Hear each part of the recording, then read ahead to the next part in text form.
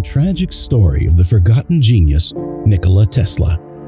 Nikola Tesla, a genius whose inventions have played a significant role in advancing technology, a man who has been deservedly immortalized by Elon Musk.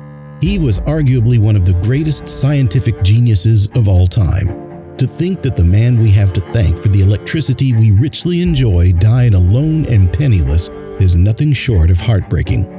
His body was found on January 7, 1943 by a maid at the New York hotel, where he had called home for the past decade. Nikola Tesla died with no family and no penny to his name, spending his last few years feeding pigeons and living off warm milk and crackers. But how did one of the brightest minds of his generation fade into obscurity and die broke? Join us as we take a look at the tragic story of the forgotten genius Nikola Tesla. Tesla was born in 1856 into a Serbian family in the town of Smiljan in the Austro-Hungarian Empire, present-day Croatia. It is said that he was born during a lightning storm. Halfway through his birth, the midwife told his mother that he would be a child of darkness, to which his mother responded saying, "No, he will be a child of light." She had no idea how prophetic those words would turn out to be. As the young Tesla grew, he would see visions accompanied by light flashes, making it hard for him to discern what was real and what was imaginary. Nevertheless, these visions were key to his ability to conceive inventions in his head in such detail that he didn't even need to draw them out. He once explained how his ideas were perfected in his head in a 1919 article which states, "Invariably, my device works as I planned it." In 20 years, there has not been a single exception. Tesla attributes his ability to think up and invent stuff to his mother. Duka Mandik, his mother, also invented appliances during her day. She had the ability to recall an image from her memory with such detail, which could be where Tesla got it from as well. Unlike Tesla's mother, Tesla's father was a priest and wanted to pass it on to his son as a family profession, but Tesla had other ideas. He wanted to be an engineer. The back and forth regarding Tesla's ambition continued until Tesla, as a teen, contracted cholera and nearly died. Then, seeing that he was about to lose his son, his dad promised to send him to an engineering school if he survived, and Tesla miraculously did. He went on to study in Austria at the Technical College of Graz, where he trained to be an engineer and inventor. Before long, he'd established himself as a star student. He once debated with a professor over perceived design flaws in the direct current motors the professor was demonstrating in class.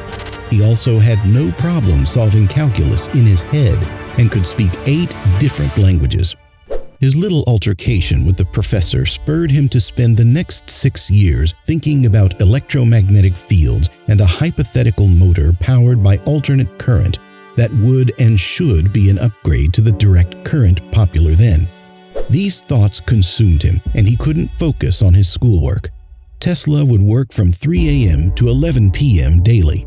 This habit worried the professors, who thought he would die of exhaustion. But instead of finishing his studies, Tesla became a gambling addict. It was so bad that he lost all his tuition fees, dropped out of school, and suffered a nervous breakdown consequently. He probably tied using mathematical models to predict the outcome of the bets and learned some things in life simply don't obey the laws of physics in the harshest possible way. After recovering from his breakdown, Tesla moved to Budapest in 1881, where he worked as an electrician at a telephone company. One day, while having a walk through a park reciting poetry with his friend, Tesla had a vision. There and then, he picked up a stick and drew a crude diagram in the dirt of what he had seen. It turned out to be a motor using the principle of rotating magnetic fields created by 2 or more alternating currents. He later moved to Paris in 1882, working for the French branch of Thomas Edison's electric company. He began installing indoor lighting, but later did more complicated work like designing and building dynamos and motors after the managers noticed he was way too good to be a mere handyman. Not long after, Tesla was traveling around Europe, fixing problems at other Edison branches. 2 years down the line, Tesla got a recommendation letter from Charles Batchelor, a former employer at Edison's, to Thomas Edison, who described Tesla as the brightest mind he's met since Edison himself. And in 1884, Tesla arrived in America with only 4 cents in his pocket because his money had been stolen during the boat ride over, and a meeting was arranged with Edison. Edison took an instant liking to Tesla, but he never quite agreed with Tesla's idea of a more efficient method of power generation because it would be a direct competition to his invention, the DC current system. Rather than push for the actualization of Tesla's dream, Edison offered him $50,000 to help make improvements to the DC generation plant, which Edison thought to be an impossible feat. But when he noticed Tesla was making headway, he rescinded his stance, claiming it was a mere America joke Tesla would never understand. This infuriated Tesla, who promptly resigned and opted to form his own electric company, but investors showed little interest in his plan. Jobless in faraway America, Tesla was reduced to digging ditches for the Edison Company. Fortunately, he wasn't at it for long. 1887 would be the turning point for Tesla's fortunes as he successfully invented an induction motor that ran on alternating current. This motor proved to be the most efficient way to convert electricity to mechanical power, a version that powers Elon Musk's Tesla vehicles, which Musk rightly named after Tesla. Tesla patented the motor and showed it off the following year at the American Institute of Electrical Engineers, where it caught the attention of George Westinghouse. Westinghouse was a major player in the electric market and realized Tesla's AC motors might just be what he needed to topple Edison's DC system. So Westinghouse made his move and got Tesla to license the patents for the AC motor to him for $60,000 as well as stocks and royalties. Tesla also got a job as a consultant on a $2,000 a month salary. And so the acclaimed war of currents began. First, Edison did all within his powers to discredit Westinghouse and Tesla, going as far as secretly financing an electric chair that used the alternating current to prove how dangerous AC was. Then, in 1903, Edison's company produced a movie titled Electrocuting an Elephant, where they electrocuted a circus elephant called Topsy. Good things continued to happen for Westinghouse and Tesla despite Edison's schemes. For example, they underbid General Electric, Edison's newly founded company, to illuminate the Columbian Exhibition, a World's Fair held in Chicago. As a result, over 100,000 lamps were powered by AC generators, proving to the 27 million people present that AC would power the future. They also beat General Electric to build the world's first alternating current power plant in Niagara Falls. This hydroelectric power plant proved a massive success and helped light up Buffalo, New York, making him a pioneer in renewable energy. His statue can be found there to this day. Although Tesla and Westinghouse persevered amidst the tribulations, the monetary damages imposed by the war of currents would rob Tesla of his financial security. Money issues at Westinghouse.